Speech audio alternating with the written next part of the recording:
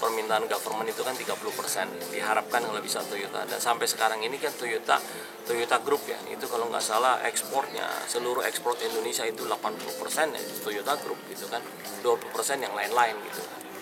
Pak, tadi yang permintaan kedua itu mengenai UKM mereka itu sistemnya bagaimana sih Pak? Mereka kan juga punya UKM juga di sana itu kan, mereka punya yang small scale company. Nah, mereka itu mungkin datang kemari, duduk sama-sama di sini, dan ini kan juga bagus buat contoh di Indonesia. Di Indonesia kan banyak sekali UKM apa pengusaha yang skill apa yang skala menengah ya bawah atau apa. Nah, itu yang akan kita terapkan juga di Indonesia. Tapi mereka itu mau datang ke Indonesia untuk kontribusi, karena untuk mendapatkan suatu part yang lebih murah segala macam, maka diperlukan adalah small scale, bukan yang high scale. Kalau high scale kan very expensive. Nah, mereka akan coba UKM-nya didatengin kemari, yang maka itu tadi si Toyota Tsusho itu kan bilang buat teknokrat whatever. Itu kira-kira perusahaan-perusahaan yang UKM ini nanti akan dikumpulkan supaya mereka masuk kemari visible. Selama ini fleksibel nggak sih Pak? Karena gini, kalau mereka datang semuanya investasi sendiri, apa sendiri segala macam, nggak mungkin mereka visible. Jadi mereka dengan adanya di tahun ini, gitu ya, Pak? Iya, di tahun ini ya nanti kan mereka datang kemari bisa joint venture, bisa dia juga masuk dengan yang local partner yang small scale, bisa aja gitu. Nah, maksudnya ini untuk ngejaga supply chain mereka juga, maksudnya kenapa mereka pengen ada UKM Jepang masuk ke Indonesia? Bukan, mereka tuh merencanakan gini, jangan salah ngerti. UKM mereka datang kemari itu adalah karena ada beberapa part yang sudah tidak diproduksi oleh diproduksi oleh komponen dia gitu kan.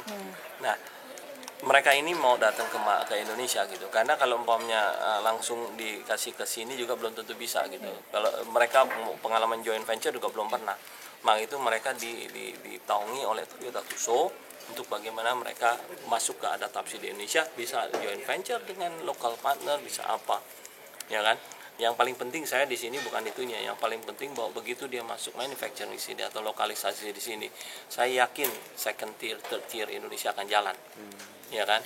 Ya itu yang saya katakan bahwa kita jangan mikirin membuat sesuatu yang besar lah, small thing but make a big thing.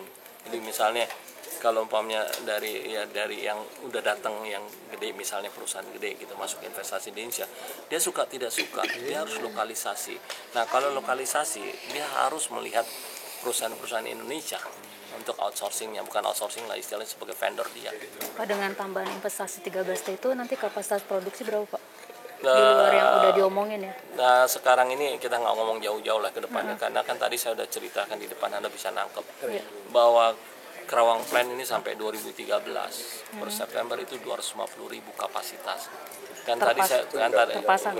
Daihatsu ya Pak ya? Ya, belum include Daihatsu ya kan. Daihatsu itu kan akan 400 atau 500.000 ya. Belum nanti ditambah tadi kan sudah Toyota memfinalisasi pembelian 150 hektar.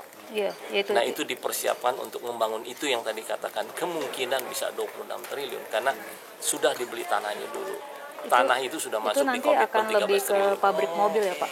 Ya jelas lah pabrik mobil. Ya itu perkiranya nanti. Itu yang beli Toyota Motor, Toyota Temin yang beli.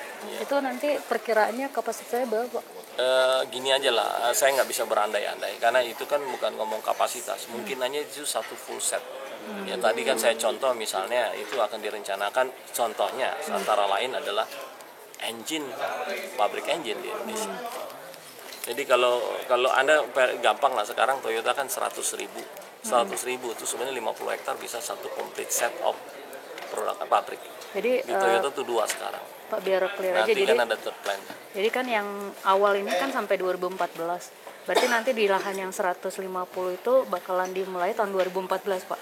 Ini saya nggak ngomong dulu. Nggak, buat gambaran aja. Yang penting tuh budgetnya 13 triliun itu termasuk pembelian tanah. Iya kan ini tanahnya udah ada. Akan difinalisasi tahun ini. Iya, pokoknya bakalan ada tahun ini. Berarti tahun ini atau awal tahun depan, karena pabrik kan Karawang, masalah surat menyuratnya itu kan hilang. Iya, Karawang Bekasi sama itu kan udah jalan, tinggal produksi kan 2013-2014. Nah ini kira-kira kalau marketnya akan belum meledak lebih tinggi lagi, kemungkinan dia akan ekspansi secepat. Kan yang sekarang yang jadi sangat terbatas itu adalah lahan.